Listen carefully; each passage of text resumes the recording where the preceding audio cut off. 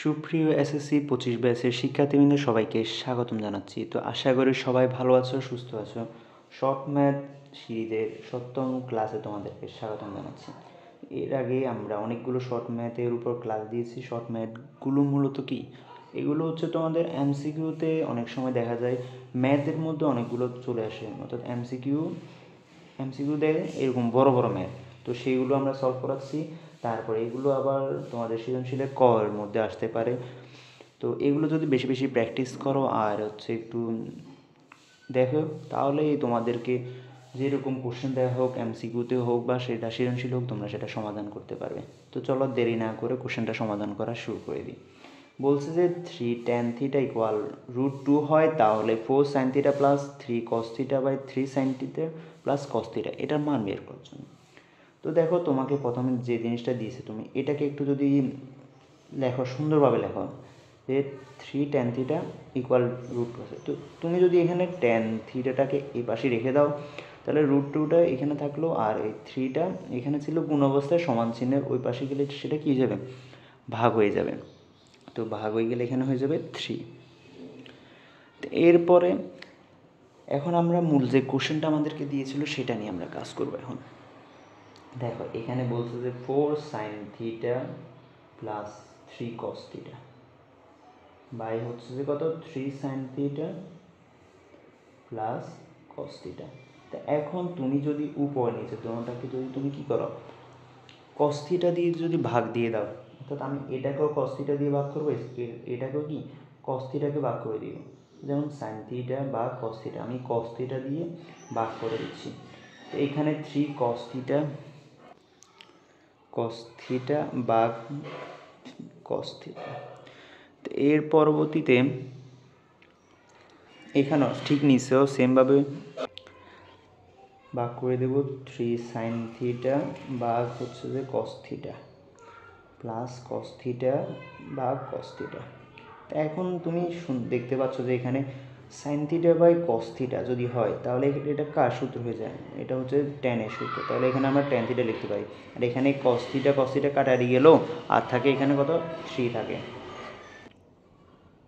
তো এখন দেখো, নিচে যদি 3 sin theta by cos theta হয়, তো আমরা আলাদাভাবে লিখতে পারি যে 3 tan থিটা, আর এখানে হচ্ছে যে cos থিটা ভাগ করলে আর এখান থেকে কত, 1 হয়।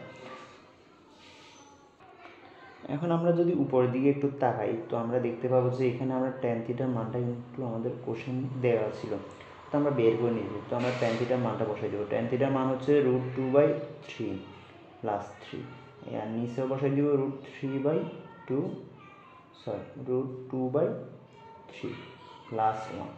এখন যদি তুমি ক্যালকুলেশনে যাও, তোমাকে একটু ক্যালকুলেশন করতে হবে এখানে। তাই এখন আমরা মানগুলো বসিয়ে দিয়েছি, তো আমাদের এখন মূল কাজ হচ্ছে যে এখানে ক্যালকুলেশনটা করা আমাদেরকে। এখন দেখো, যদি ক্যালকুলেশনে যাই, উপরের ক্ষেত্রে যদি এখানে আমি যদি লসাগু করি, তাহলে লসাগু হবে 3, আর এখানে হচ্ছে 4√2, আর এখানে হচ্ছে 9, আর এখানে 3 কাটাই গেলো, আর থাকে যে √2 প্লাস 1, এরকম হয়। এখন তোমাকে আরেকটু ক্যালকুলেশন যেতে হবে। তো এখানে যদি একটু ক্যালকুলেশনে যাও, তাহলে এই যে 4√3 প্লাস 9/3, এই 3টা এখানে নিচে চলে আসবে, হয়ে যাবে 3 × √2 প্লাস 1। তো এখন আমি উপর নিচে √2 মাইনাস 1 দ্বারা কী করে দেবো, গুণ করে দেবো, প্লাস 9 × √2 মাইনাস 1। তার নিচে এখানে যেভাবে ছিল সেভাবে থাকবে, নিচেও গুণ হবে এটা, কারণ আমি এটা এখানে হঠাৎ করে আকাশ থেকে এটাকে নিয়ে আসতে পারিনি। এটা যে এনেছি, এটা দেখো উপরেও এনেছি নিচেও এনেছি, মানে এটা আলটিমেটলি কিছুই নেই, তবে এটা দিয়ে আমরা কাজ করতে পারবো। এখন যদি একটু ক্যালকুলেশন করো, তাহলে এখানে তোমার রেজাল্টটা চলে আসবে এখানে। তো উপরে গুণ করো, 4√2 সাথে √2 যদি তুমি গুণ দাও, তাহলে এখানে হবে কত, 8 হবে। আবার 4√2 1-এর সাথে গুণ হলে 4√2 হবে, মাইনাস 4√2। এরপরে 9-এর সাথে √2 গুণ হলে প্লাস 9√2, আর এখানে মাইনাস 9।